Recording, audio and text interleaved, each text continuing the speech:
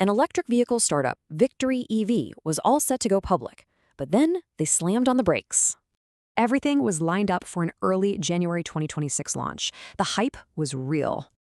And then, just like that, the company pulled the plug, delaying the whole thing indefinitely. So, what's the real story here? Let's dive in and see what this IPO was all about. Victory EV is based in Haryana, and they build a whole range of electric vehicles. Their lineup is pretty diverse, from e-rickshaws and scooters to even custom food vans. Now, this is key. They're mostly a B2B business. Over 90% of their money comes from building for others. This was the schedule everyone was watching before things suddenly came to a halt. The goal was to raise over 34 crores with a fixed price of 41 rupees per share.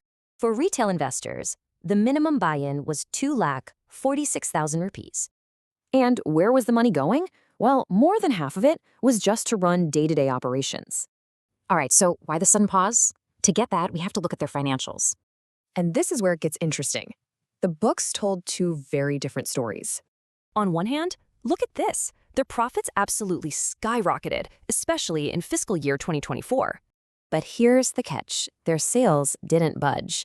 That profit jump suddenly looks a bit questionable. Of course, you can see the appeal. It's a growing EV company in a booming market. But the red flags were there too.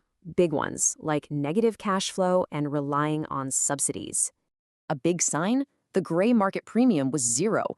That suggests there was basically no initial hype. So what you had was a classic high-risk, possibly high-reward bet for investors. Which leaves us with the big question. What does Victory EV do now to get investors back on board?